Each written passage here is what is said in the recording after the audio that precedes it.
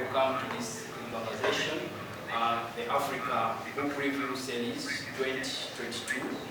And my name is George Justice Kanihamba, and from African Justice Media.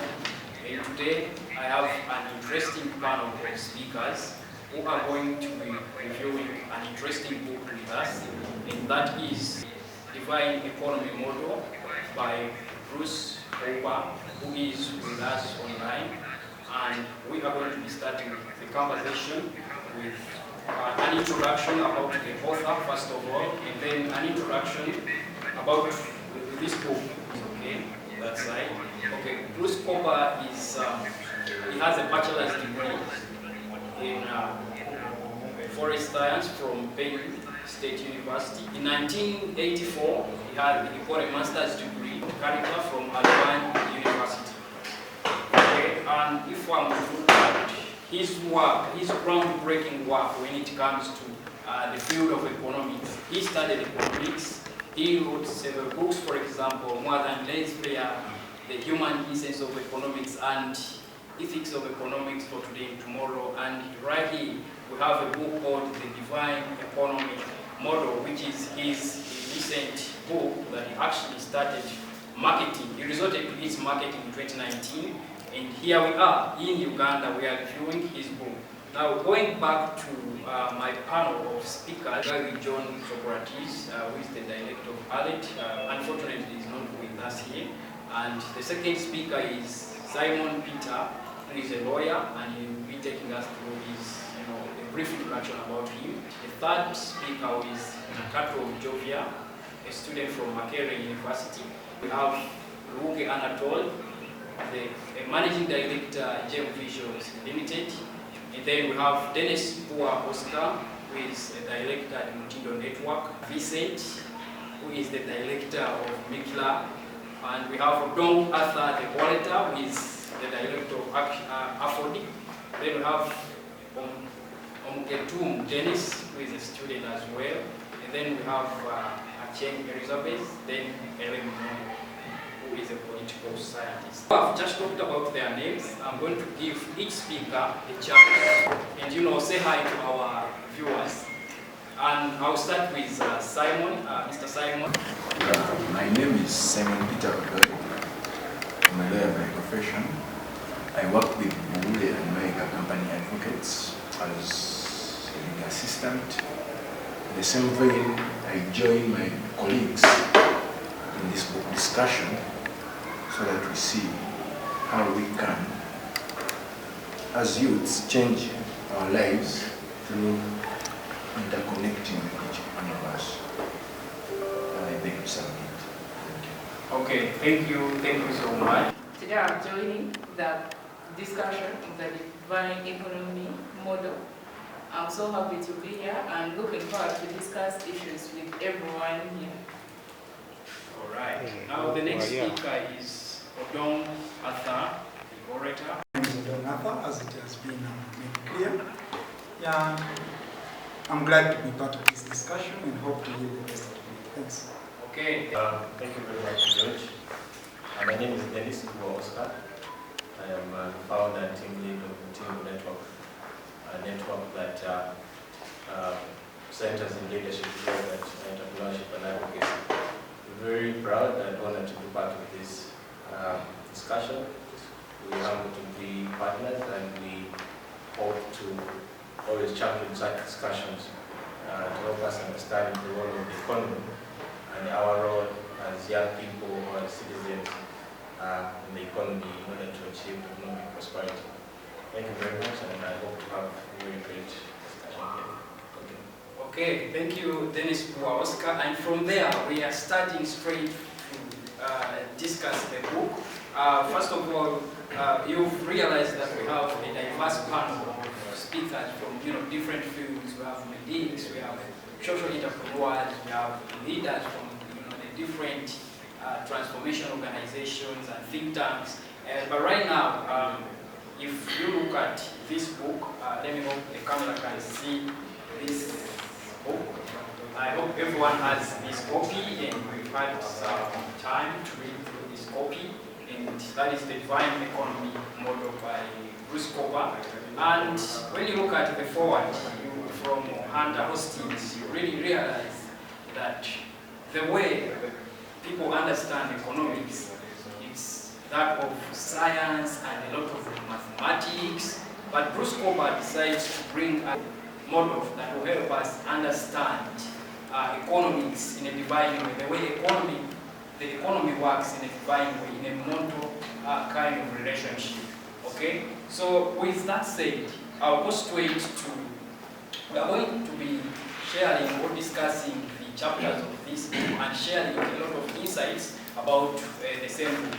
Allow me to start with Dennis or Oscar, taking us through the first chapter, sharing his insights about imagining the economy as a whole. Please, Mr. Oscar, I can take us through that chapter. Dennis Oscar, Dennis by name. So, firstly, I got to know about the defining economy from Bruce himself. We one time hosted him on our Zoom and Nintendo network, and we had a very good understanding about this book. So it again brings me joy to keep sharing some of the things that we learned. Right from the cover of the book, it says how to make your thoughts and actions powerful and harmonious. So we want to believe that this is a discussion that will help us understand our role as citizens to play in the economy, but also understand how the economy works, because many people do not understand how the economy works. You can be an entrepreneur, but you may not understand how to work very well in the economy. You may not understand what challenges you can forego in the economy and how you can position yourself in the economy. It is through understanding how the economy works. So right from the first chapter that speaks about imagining the economy as a whole. So this is based on our imagination. We want to bring it to a realization that we want to imagine the economy that we want. Mr. Bruce KOEBER here speaks about elements that can contribute to a better economy, which is rule of law, which is elements like free market. These are elements that are very, very fundamental in helping us understand the economy. These are elements that are very fundamental in helping us. These are elements that are very fundamental in helping us understand our role in the economy. And so having a better gist about some of the things is very, very important. And so briefly, some of the elements that I would speak about, just to give us a better understanding of chapter 1, I'll speak about of course, rule of law. I'll speak about value for value. You will trade because we want to achieve value. No one wants to go into trade and they want to lose. So we all want to achieve value for value. I'll also speak about the capital and market structure. We understand when you get into the economy, some sort of capital or finances that you have to put in the business. So we'll speak about the capital and the market structure, which will give us a basic understanding, and then also the human spirit, the human entrepreneurial spirit. For you to join the business economy, or for you to be an entrepreneur, there's that spirit that you should be having as an entrepreneur. Realize entrepreneurs take risks. So if you don't have such a spirit, you easily back out you easily back out from the business after realizing a big loss or something. But it's that spirit that keeps any entrepreneur going because they want to realize their goal as being an entrepreneur. The hazards in the economy, it's about the blockages to economic prosperity. And these are some of the things that we want to really put down to this. If you look at the geographical illustration where he centers the divine economy and then he puts all the other elements surrounding the divine economy, it speaks about transformation, which is capital and structure. Like I did mention, you need capital in order to get into the economic structure. It speaks about unity. So this is the unity that we need in the market in order to work and to be able to cooperate in the market. We can voluntarily cooperate in the market if we have that unity that we want to all achieve and get the value. So we have market order, which we can also equate to spontaneous order. Speaking, there are a lot of taxes, there are a lot of things that can make you back out because of because you are an entrepreneur, there are things that can make you lose focus in business or entrepreneurship. But if you have that human spirit, you can easily endure, you can easily have that element of creativity in you and progress in the learning. The other thing is, of course, the law. Of course, in law here we shall speak about property rights. We understand that property rights are a very, very fundamental element to success. If you and I all have the rights to own our properties, if you and I all have the rights to engage in business with our properties without having coercive force, without having a force that is claiming ownership of our properties, then it also gives us a better position to understand how best we can use the properties that we have in possession to elevate ourselves as entrepreneurs or as players in the market.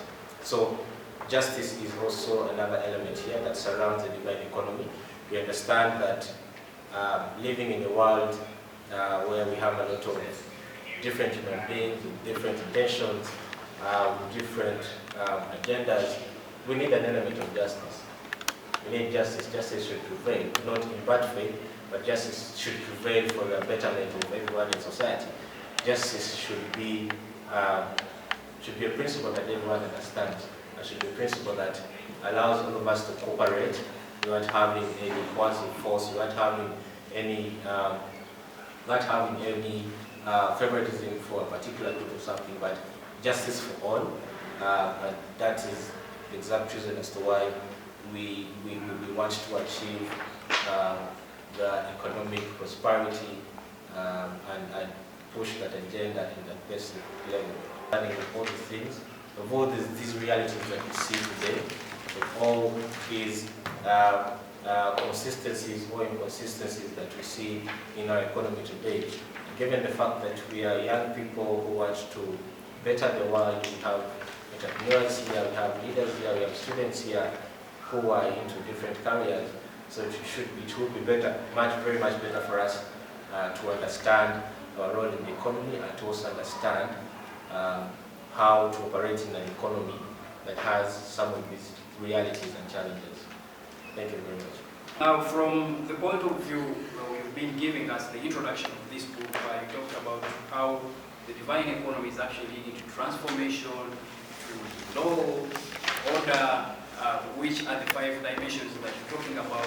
The first dimension, when it's still basic, when it has the skeletal structure, the capital structure that you talked about, and then you came up to realize that there is the need of unity in one of the last chapter pages of this book. There is a need of unity, there is a need of justice, and now having to merge all these points, most especially when you talk about macroeconomics, at the same time microeconomics, because this is a book that actually mixes all of them, both micro and macroeconomics. Book review, so I think it's also about how it brings the ideas and how it does it. So it's not necessarily about summarizing the ideas only.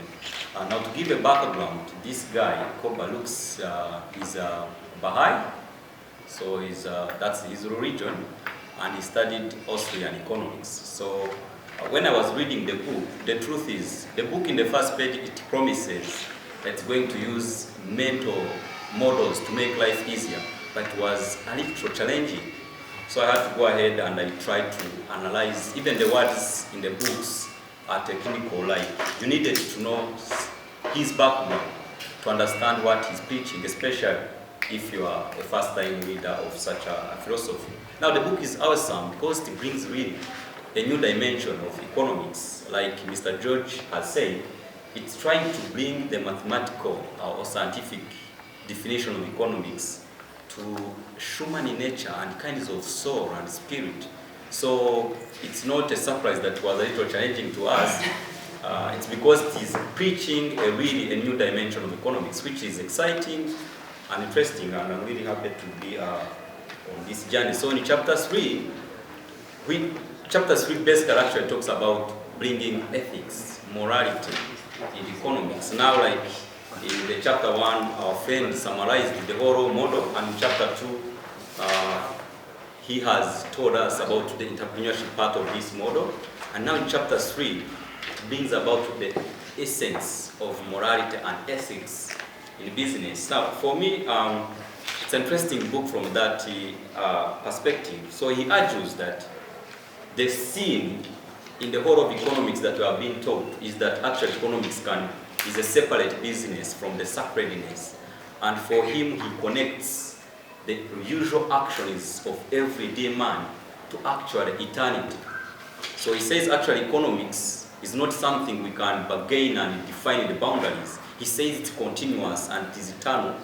And the knowledge and resources that inform its turn should also be eternal. Actually, he argues that when we tamper and try to define what should make economics better, we kill it because we are using the mind and the knowledge that is finite, yet it should be provided for by infinite wisdom. In terms of reviewing, I would really encourage our viewers or any person who will come across this book to really familiarize him or herself with Australian economics. Because this person is where he's coming from, he studied that, and he's a Baha'i. So if you study the history of Baha'i temple, we have Baha'i temple here, we are like in Kampala. Some of the principles talked about in this book come from there. It wasn't too much challenging for me because I had some small glimpses using Charles Eisenstein. I have read that guy so much, and he also talks about sacredness of economy.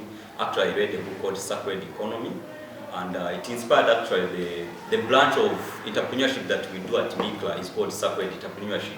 So for us to achieve that sacredness, we rely mostly on sustainability, but the idea is to bring that kind of ethics into economy. So the interaction, because for him he defines economy as the interaction, the social cooperation.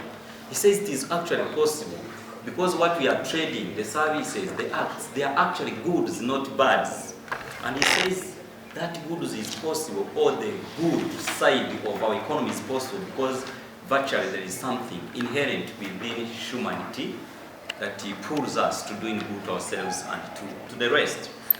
And then another point he makes is that economics and ethics cannot be separated. Now, the challenge will come, of course, if we are trying to define morality, ethics. How do we define ethics? Who informs our morality? If we say, morality shouldn't be separated from economics, who will inform our morality? Of course, for him, he has the answer. He's a man of God. So, me as a Christian, it's easy to pick his views because for him, I quote directly how he answers that. For him, he says, chapter 3, for him, he says on page 30, a model that depicts the ethics of the divine economy has to acknowledge the existence of God. So, if you are a guy who doesn't believe God out there, I think you are doomed. So, I would love to also appreciate that there are many other versions. Though I'm a Christian, I've explored the question of who informs morality. So for those who really don't believe in God, natural law, and I think I'm excited that these guys introduced me to the students for liberty who believe more in, actually we have been talking about law, but law, mostly what they are forwarding is natural law. The law that is developed spontaneously, informed by human virtues, where we see wrong and we spontaneously come in to say how we can do social order, not commands. All this one we develop legally to protect our self-interest. So I would suggest that even if you don't believe in God, the natural law which he also hints on gives us that framework and within which we can exercise entrepreneurship in terms of ethics. And another point he hits on is that economy or business or entrepreneurship is a field in which our virtues are tested. In other words, our everyday actions of entrepreneurship, like our friends say, are testing fields for our virtues, for that moral aspect. Divine revelation gives information and resource and everything that's required for divine economy to act, and the product is called divine civilization. So divine civilization is achieved when economy is divine, and when the information and the knowledge that informs economy is also divided. I'm excited. There's so much to explore really if you can take that summary of chapter 3. The question is divine information. So how do you get that knowledge? So there are so many things to explore, and he refers to many of his books. The good thing has written so many of his books in the past. I'm sure if we had the chance to review all of them, we would get a clear picture. So in summary, really, I would like to say that this guy is awesome. Though for theories, there is always a limit. There are always questions, billions of questions to ask. But it's nice that he's bringing a version that's different from the usual script of economics. It's interesting, and our future life would be to explore more of this aspect, even from the other scholars, other schools of economics, and it would be interesting that way. Now, having understood that, we are going to go live to chapter 2, where we have a lawyer who is going to be taking us through chapter 2, but as well we'll be coming back to pick your insights from other speakers we have today. And chapter 2 is watching your dreams. So, Mr. Simon, please take us through watching your dreams. Chapter 2 is very insightful in that one ought to know their ability, and they must accept and appreciate what they can do. So, in doing so, you ought to realize the power you have, the resources that are around you.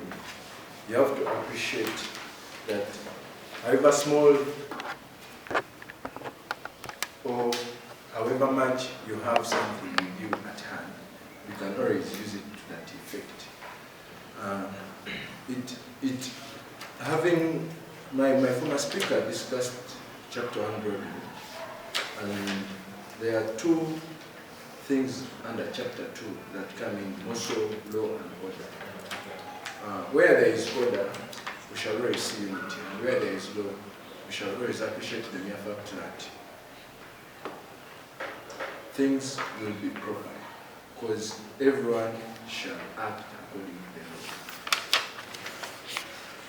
law. Right now, as individuals, we have to accept the mere fact that the two are intertwined. Law and order are intertwined, and we have to appreciate it.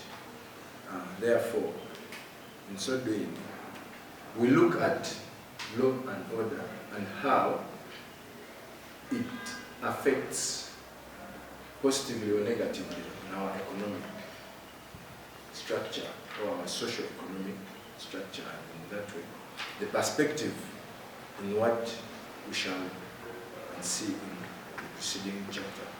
So, I read this and summarized it in a few, and it all involves in the capacity as we individuals, what we can do. In summarizing it, chapter 2 says that as an entrepreneur, what basics should you have? What can you do? You don't need much to achieve what you have to achieve. You just need that can make you achieve what you can achieve. And you shouldn't be sitting back on what you have to achieve. The earlier you start with what you have at that particular time, the better. Because you realize in the long run that the biggest of the entrepreneurs, or the smartest of the entrepreneurs, or the successful entrepreneurs we have right now, didn't just sit back. They started small. As a group here, we are skilled or we are gifted in different ways. Each and every person has an impact. An idea shared can always be successful because you will always get advice from any person you share with that idea.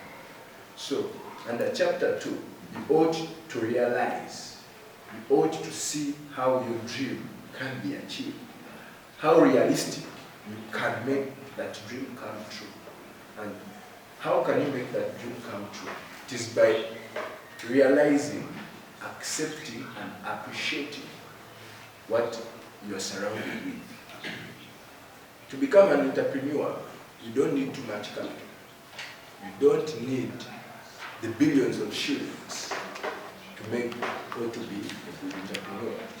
You need the smallest or the least of something to become an entrepreneur. Vivid examples are present in our day-to-day lives. We see businessmen in our Chikubo. We see businessmen. We see the ham chikundus of this world. We have to appreciate that by getting there, they started with a dream. And that dream was an idea. And that idea needed to be formulated. And that formulation had to result into something that would make them realize what they ought to do. Start and see what surrounds you. Everything around you is a raw material, but how do you use it to your benefit? Every individual around you is resourceful. Every individual around you can make you achieve your dream and become a successful entrepreneur. One Degear has very many pharmacies. The hospitality business is becoming broad, but they didn't start in one day. It was a dream. The microeconomics surrounding all that Actually summarized, and as you say that we found a challenge in understanding the book, or it was a bit complex, most especially when it comes to new people who are interacting with new ideas. But I love the fact that you tried to make it more understandable using simple words and using examples that we have. We can see you've used very many theories. We all know that actually the whole world, there are theories that run the world today. If those who have been to university probably studied very many popular theories in the field of physics, science, humanities, and people who actually initiated these policies, I mean models and theories do not exist, but their hypotheses are used today to predict phenomena. And I love the fact that you shared a great understanding, but still you said since new ideas always have questions, the good thing is we have Bruce KOEBER on the call and we'll be bringing him. If you have questions, just prepare them, because this is again what is going to help him to add on his model, the divine economy model, to keep on improving on it. So at this very moment, let me invite Arthur. How do we fit in? How do we fit in? I know we may not discuss each and every word in the book, but at least we are trying as Africans, this is a book that was not read, but as Africans, what do we think about this? This is a new idea. It's trying to mix the Australian economics that you're talking about, the microeconomics, the macroeconomics, you see science, you see religion. So all these beautiful ideas are combined. Leave alone a policy, I mean theories that only focus on one thing, macro only, or micro only, or Australian economics only, or laissez-faire economy, but this is combining all the ideas. So, and it's good to know that you really understand that these are mixed up ideas where you do not actually, all elements are catered for. So at this very moment, let me invite Arthur. How do we fit in? How do we fit in? Actually pick it up from the previous discussants who really brought it out clear how the whole model was put into place and how it plays out into our reality. The only unique thing about this model, as it was extracted by the previous brother Vincent, that it comes and combines all the other models and it elevates the divine bit of it, which other theories and other philosophies try to ignore. Now, coming into the first chapter where it triggers us on discovering how do we fit in, has more to challenge us in one, getting to know our standard capacity by which we play into this economy. Because it was assumed, and according to this philosophy, that is divine. The convictions and the operations are triggered from a realm that is beyond time and space. And that is spiritual, okay? Because according to this philosophy, that our actions in the market are triggered from a source that is beyond time and space, though our actions are commanded by our physical body, which is obedient to time and space. Okay? So that generation that provokes us to either offer value or go into a transaction, it's what he tries to bring and interpolate into the market and lets it appear to be a divine economy. So that element that he tries to isolate from other philosophers, that tries to bring out this uniqueness, the drive that originates from a source that we hardly define, okay? We hardly pay attention to, but we find it commanding our actions, okay? You literally don't know. A case in point is a phone. I literally may have a simple reason of just for communication, whatever, but the drive and the eager and the charisma that pushes me to sacrifice a certain amount of money to buy this phone originates from a source that is beyond time and space, and that is the spiritual bit of it, and coming to play into a market that he tries to fashion as a divine market, okay? So now coming into how we fit in, he tries to make something very beautiful. That one, despite our differences, which he associated to the natural differences, okay? Natural differences, because literally is in the divine bit, it is assumed we are equal, right? But in the natural existence, we are different. We have tribe, we have gender, we have race, all these differences, he does not disqualify them, okay? They are not disqualified in this theory. In this theory, we strongly recognize the differences, but they are not served to isolate us in the market. These differences are there to motivate us to offer a difference, okay? Just as in the divine market theory, as he availed for the need of knowledge, okay? That tries to elevate us to transformation because of this market environment to which all of us are vulnerable to, okay? We are all vulnerable to the market, either by conscience or not knowing. We are all vulnerable to this market. Now, these differences that do exist are what facilitate the trade, and the source of these differences are divine in nature, according to his philosophy. Okay? Since the discussion is open to more engagements, and as it was made clear by Brother Vincent, philosophies are not paramount and are not extreme. They are, they are liable for challenging, and they are debatable. They are questionable. So, but the only fact that I do strongly recognize and appreciate from that, how do we fit in, is one, realizing that we have an ability, a drive within us that is beyond time and space, though it is caged. Okay, it is caged in a physical body that is obedient to time and space. But the actions that drive us to engage into this market, irrespective of the source, okay, we are not so much journeying of the source. I don't want to get so much into the spiritual bit of religion and I also want to base on his saying on the natural bit. There is that charisma that commands you to participate. And before you know it comes back in a reward that I normally tag as fulfillment. And that is what I think agitates as our reward in the market, in this divine marketing theory. So I think it shall be open to debate and engagement. Since it is a review, we have to review, question it, measure the loopholes, gain the strength, and we get going. I wish the best. Arthur, thank you for sharing that, and you were so brief how we fit in the economy. I think I'll come back to you. Let's first finish this. I have some reservations about what you shared. Let me allow to engage our lady here, because we only have one discussion. Let's just give us your insights about the book generally. Organic economy. For me, I'm an environmentalist. So what came to my mind first was global footprint. I'm like, because it calls us to imagine an organic economy. So that is what I imagined first. I'm like, okay, so before we even think of economics, we have to see how we're going to utilize our resources. Because looking at organic economy and global footprint, because it's the ability of that given ecosystem to sustain you, and how it takes away all those wastes you're producing. And from the global perspective, everyone has their own global footprint. So how many Earths do we need to survive? Because as we think about that, we think about how we should utilize our resources, even before we think about the economy as a whole. Thinking about the economy as a whole, like as a young person, what comes to your mind when you want to start a business? You say, economics is hard. I cannot even start, because we all fear to take the risks because we do not understand the entire economic system. What comes to our mind when someone talks of economy is money, capital. things like that. But he tries to bring in the concept of, no, it is easy, because when I think of economics, I see maths and I'm like, oh, calculations. But that is not it with the divine economic model. It tries to simplify almost everything so that you can see that, I can do something as a young economist.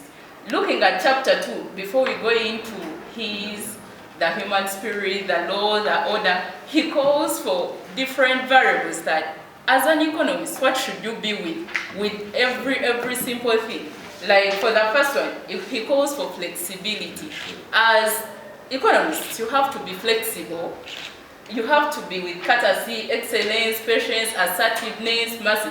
Because all these drive you as an economist. They are the characteristics that push you to where you are. Because you can't be an economist, but you do not have qualities of an economist.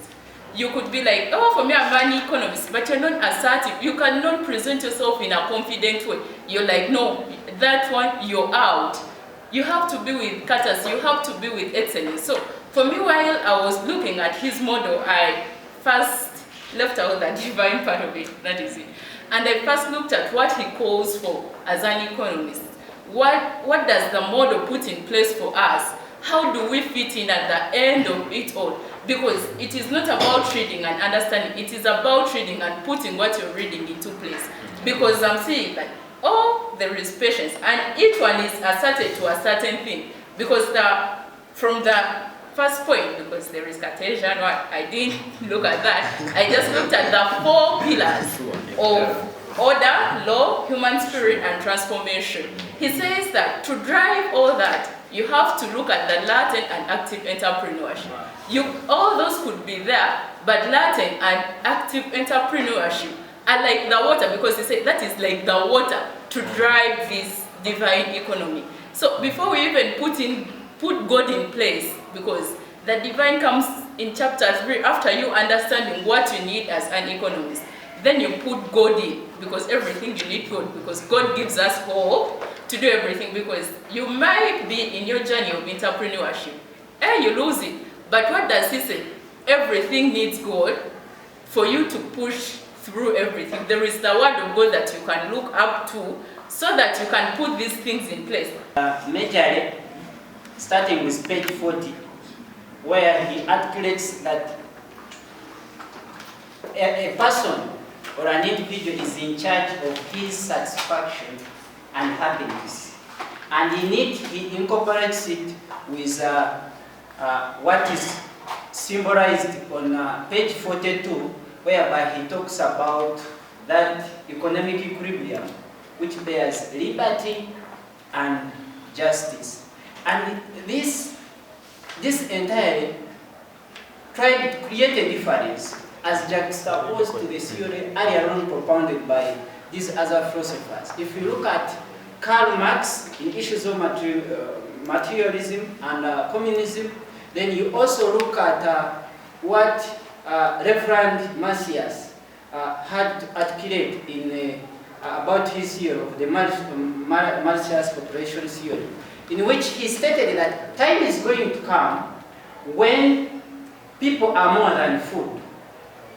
And in it they are even trying to challenge the happiness of people and satisfaction, that at least the population should be reduced time to come, to see that regardless you're happy with your children, regardless you're happy that you should have this one should be limited because of the consequences and the fear they have ahead. So in his book, I hope he was directed by God, as he said, because it must have been a strong dream. He gives back people hope that you are in charge of your satisfaction and happiness. But instead, inserts some onus on, say, that is the people who are in charge, that please ensure people have gotten their liberty and justice. And we get to know that the first moment God created this planet of us, and when you have well addressed yourself to the Old Testament, that the first people in the place were not kings, they were judges, entirely to ensure justice. Why people looked at the rebelling against the judges was because justice was not granted, and then they looked at kings, leaders, and we come all along with that history.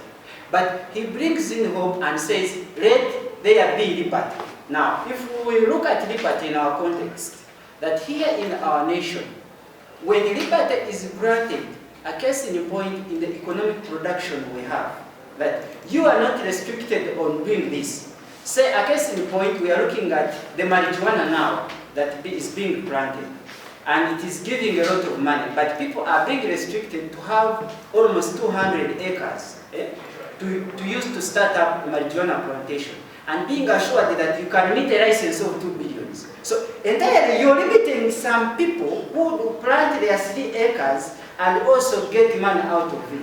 You instead limit them from saying you're giving it to young people whom it may harm, but sell it for a medicine cause. Because we know marijuana on the other side is used as medicine. Before we abuse it, we can use it. That would be the technique. So he is looking at the context of liberty. Then, still in liberty, he inserts a challenge on the mode of taxation. If we're putting in recognition of the laws that are being established here in Uganda, and just of recent, the Income Tax Act amendment of recent, which has inserted that a tenant is bound to, there is that 60% discount now of a landlord that is entitled to. Now, when you go to the other, again, tax inserted on the employment income of that individual, you find that it has been made hard. So, literally, what you're trying to challenge is that you're trying to challenge the economic implementation of these people who are coming up, creating a certain class of income inequality. When you look at our towns here in Uganda, most of them are occupied 80% by tenants, not people who own buildings or who are landlords. So, the limitation in that kind of economy, the high regulation inserted on the masses entirely means that liberty is entirely denying them to reach to the source of the economy. So he's saying, you grant them their liberty, give them a chance.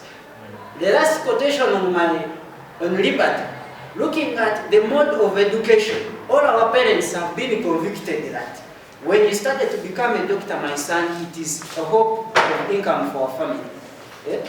Some areas which still believe in the culture, traditional ways, where they still look at bride price under the customary marriage, they look at it as a source of income to the families. But they have not granted the other liberty, the satisfaction and own happiness of an individual, a young person should have attained. Time wasted in cramming theory and putting it into record.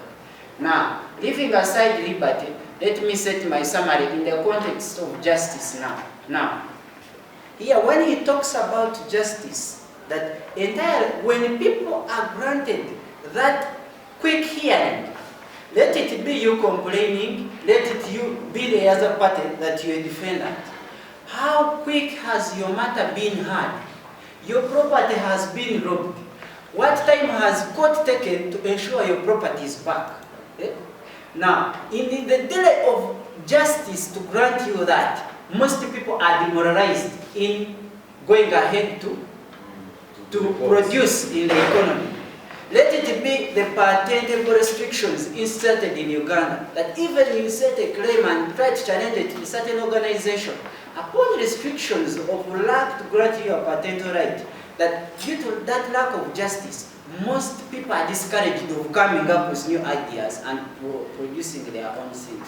Then, when we look at judgments in court, there is, after that part of executions, how long does it take still to realize your judgment and the fruits? So, all those delays, the failure of justice, that at the end, those are the things literally failing the economy.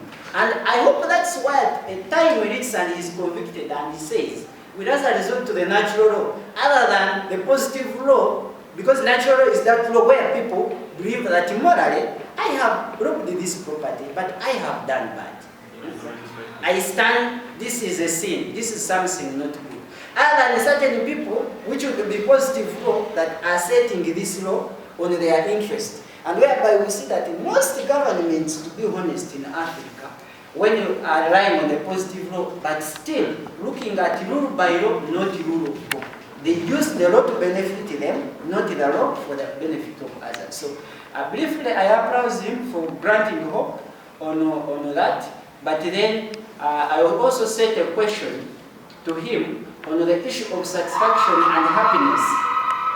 What if all people say it is up to me to become happy? I can even as well go in the public and dress, and as my colleague, so long as people view me and I'm on social media, and then I get money out of that. Regardless, it is happiness and satisfaction. So he should state what limit does he also look at the other side. That's all I can talk about. Thank you so much.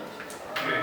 That is being brief for a lawyer. Thank you so much. Let's go to Getum Dennis. Well, I would love to start with the behind of this book, whereby you're seeing that illustration. And when you open the book, you will get in the middle there the divine economy. And other parts, the skeletal parts, which is talking of law, order, transformation, then human spirit. Of course, like any other human being, either you believe in God or not, at least there is something you believe in. And you always take that thing to be divine to you. So, in the first place, when I received this book, most of the people normally refer to what is divine as something supreme. So I was like, how is this guy looking at the economy to be defined? And yet, people, in their common way of understanding, they look at something which is divine, like maybe God. For the Muslims, they call Allah. So I was like in that category of understanding.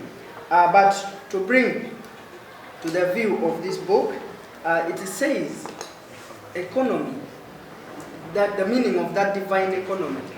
It looks at economy that for us, it is beyond our own understanding. The economy, it is beyond our understanding, but it is being corrupted by the interventions of those or the fellow human beings, which are what? In existence. So, he talked of the skeletal view of this thing in the first chapter, and there he brought about the two-dimensional model. And in the two-dimensional model, there's that thing of reciprocity and symmetry. What does it mean? The book is trying to say that reciprocity is an act of like exchanging things for mutual benefits. It is saying that, assuming me I have something that I have and maybe you are in need of, then maybe I also have yours. We can exchange and all of us are what? Benefiting. Then symmetry is like assuming we have been given some amount of money. You don't take the bigger picture of the money, but of course you need to what? Divide, make it proportional, equally. That is in the two-dimensional model. And then, on that, he went to what we call the modus operandi of the what? The divine economy, where he added on the law, the transformation, human spirit, and order. In the human spirit, how we act in the economy, our actions should be purposeful. I have a question always I like asking people that what is the worst thing on earth? You'll find people saying losing loved ones, death, sickness. But to me, I think the worst thing on earth is to live a life without a purpose. And that is what this book is talking about.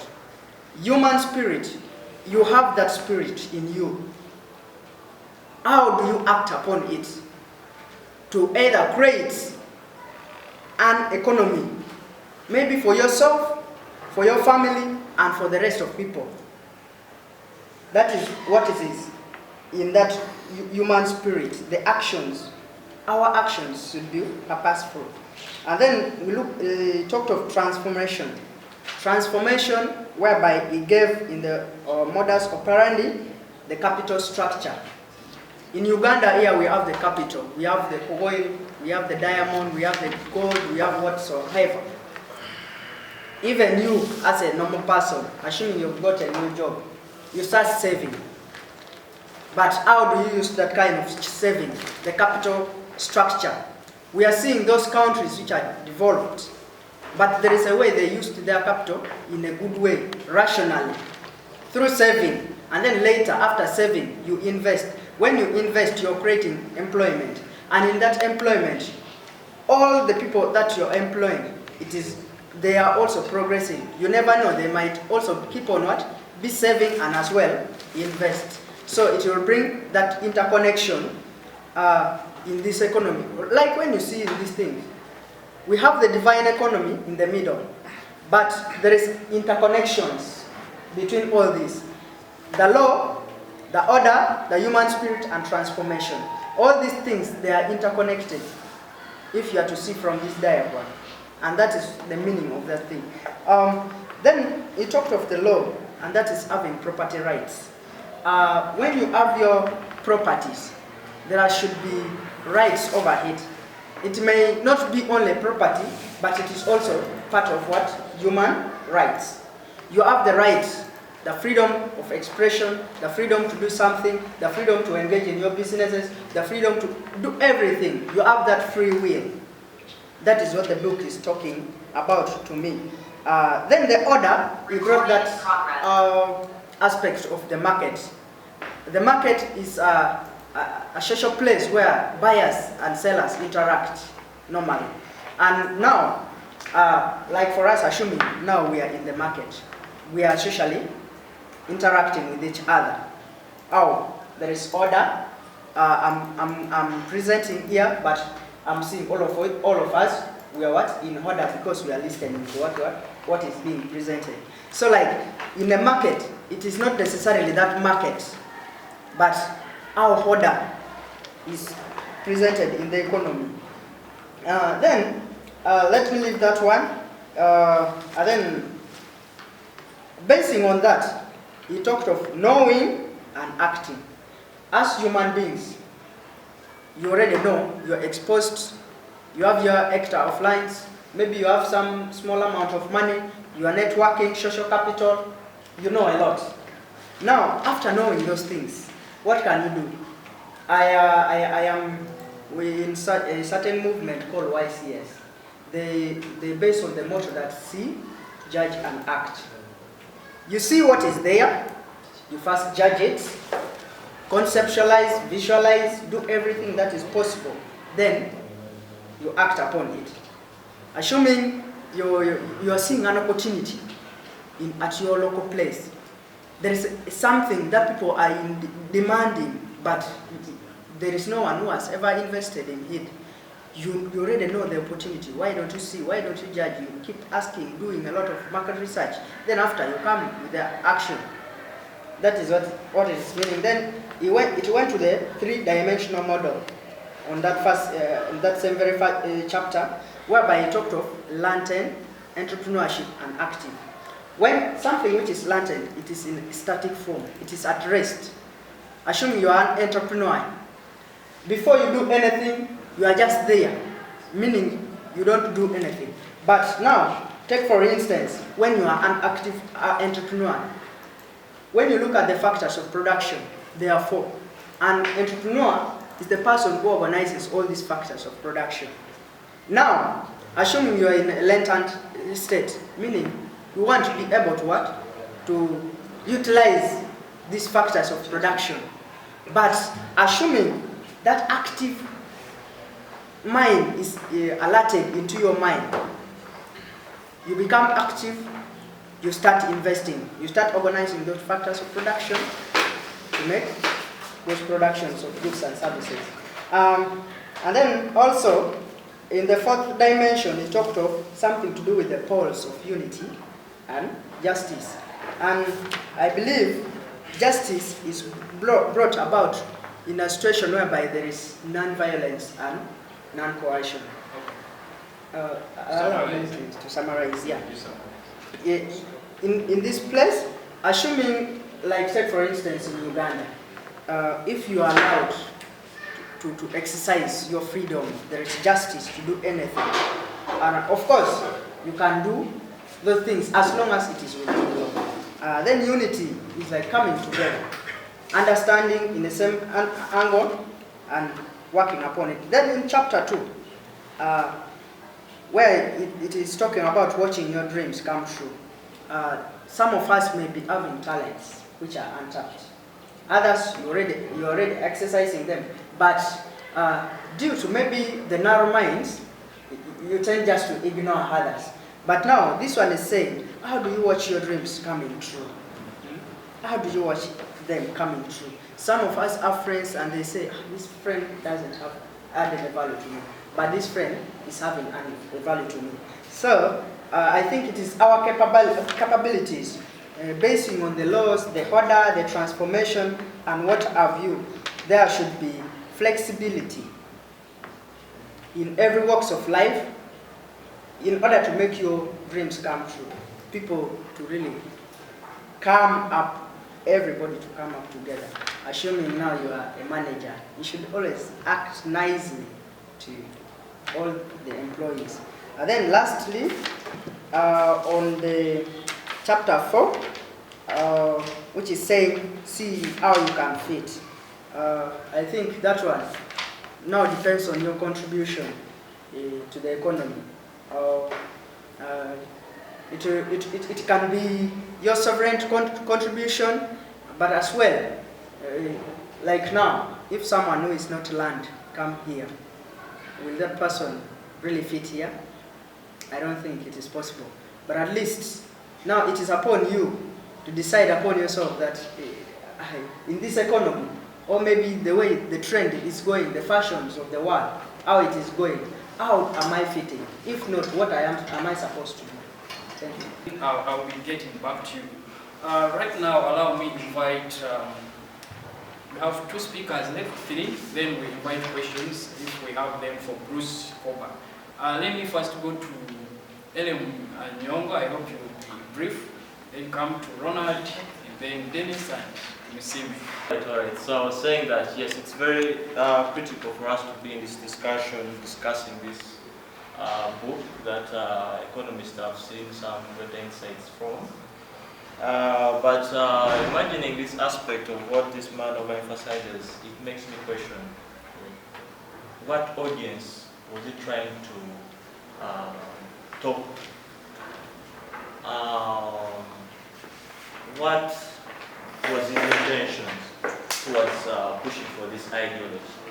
And how can we be realistic in discussing this aspect of the divine economy? Yes? I would want to jump straight to chapter 3. That's where he emphasizes religion. Yes? Talk about ethics, morality, religion, and all that. And I find a lot of, should I say, imperfections to my side, because I always want to tell you guys that one road to success can be the same road to doom. He overemphasizes on the universality of things where something can apply elsewhere and apply also here. But that has always been tried and that just failed. You get? So if I thought this is the Australian economy model, then probably it might also have default. To now base it in the African context or the Ugandan context. But apparently I can't go against what he says about how the economy has to operate and how we can ensure that the micro and the macro levels are, harmonized and, considered in this aspect. But when it comes to morality, ethics, and trying to build in an aspect of ethics being merged with economics, I think he tends to forget about some other aspects that makes other economists even more superior from this aspect. There are other people who have made it without even doing it morally, but that apparently they are where they are. Talk of those people like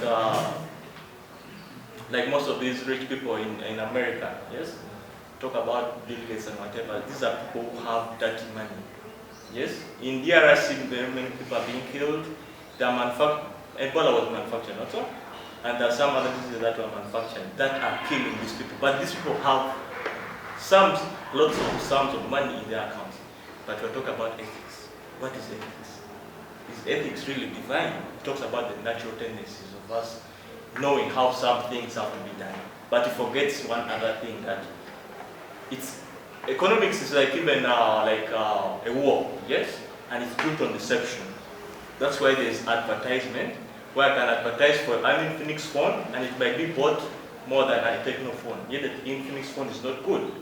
So the advertisement is a distortion of our choices. For example, like South Africa, 77% of the land is to the whites, yes?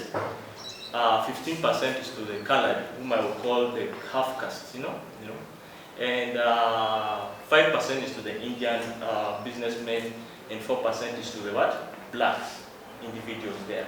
Okay? So if at all the economy is the will of God, as Bruce talks about, then probably he's really trying to nullify this aspect of some people having more than the others. Because when you talk about property rights, yes, probably everybody has to have an entitlement to property. Yes? It's like human rights, yes? Some of us who study human rights will tell you that, yes, that is the first generation of rights, property rights. But you can have property rights and at the same time not have full, maybe you cannot have any fulfillment with your property. You can have land in the village, land that is worth like maybe 4 acres, but someone has only one land in Kampala and is using it fruitfully. You get? But you who has the 4 acres in the village might not end up using it the way it should be used. You get? But what I'm trying to mean is that there are also other aspects, the taxation, the other things that make things hard in the life. Yes, we talk about buy Uganda, build Uganda, but the products in Uganda, things that are made in Uganda are more expensive than things that are imported. I did not get the time to read the whole book, and I think even you never read the whole book. But I will. Yes. So that is what I got from the book. First of all, from the introduction, it says economy cannot be destroyed. First of all, of course, the other started, he said divine economy. So in my understanding, I was asking myself, divine economy, what is it? What could be the opposite of divine economy? If the economy is not divine, then what is it? Then he also talked about the organic economy. So when he talked about the organic economy, I thought maybe I went back to the Stone Age, where these people are not using money, they're using better trade. So I thought that one, it was meaning that kind of economics, which is not induced. By that one, they know advertising. You just take your good, you put up somebody, you exchange. So, you exchange value. So for me, I understood that economy, which is organic, as that kind of economy. Then he also said economy cannot be destroyed. For sure, there I agree with him. You cannot destroy economy. Yet you can obstruct it, like now in Ukraine. Somehow economy is at standstill, but you cannot destroy it completely. It will remain. Therefore, sure, I agree with him. Then he talked about your understanding your role, but also understanding the role of what? Of others. So it means that if you are in the market, for you to understand what will be your role in the market and what will be the role of what? Of others. Somebody will be a lawyer, he may specialize in doing lawyering work. Somebody who is a nurse or a doctor also specializes in providing that service. So in that way, you are understanding somebody's role and also you are understanding what? The role of others. So by that, you are able to come in the market. Now you will be having different goods. Somebody who is a lawyer will provide lawyering services and a doctor or another will be providing another service. Then we are able to trade. Otherwise, we will not trade. But then he talked about law and order in the society. But now my question is, who makes that law? Because here in the diagram here where he said it is reciprocal. It becomes raw, it gives order. It becomes the reverse. So maybe let's assume we start with raw. It is the raw that gives order. Who is making that raw? Because here in this book, he never mentioned anything like government. So who is making? Who makes Who organizes? Natural law. No, before I can talk about natural, starting with the law. Your question is Yes. Who is making the law? And for what purpose? For order. Those are no questions. Yes, that's those are the questions. Who is making the law? And for what purpose? And for what purpose? Whose interest? And for who? And for who? So, because at the end of the day, when you make a law, then you get order. You find that sometimes that order is benefiting somebody else, not benefiting the entire what? The entire community. Somebody say, no, don't cross here. But what is he hiding? Because if I can give an example, like here in Uganda, I heard that when you go to Unyoro, that side where there is oil, there's some places where you're not supposed to go. They stop you when you go here. Even in Congo, in areas where there is too much gold, that the US put some soldiers, so any other person who is from maybe African soldiers cannot cross that line because there are mineral resources inside. So if I am making a law to make order, but who is benefiting from that law and from that order? Take of you, our audience.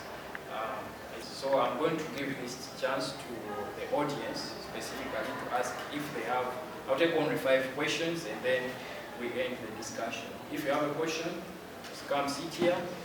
Please, Elemo, you had questions, please come here. Thank you for being with us today. That was an interesting discussion, and thank you for joining us for the 2022 Africa Book Review series. Today, we discussed the book, which is quite different from all the books we have been discussing, and that was the Divine Economy model. You've probably heard from different speakers. If you have a book that you feel we should discuss, please nominate that book, reach out to our Facebook page, reach out to our WhatsApp and or any social media. We shall be able to discuss your book. Otherwise, thank you for joining this discussion. We are going to be sharing the video and you'll be able to put your comments in the comment section. And yeah, that is it. My name is George Justice Kanyihamba, and from African Justice Media. Let's meet in the next episode. Bye-bye.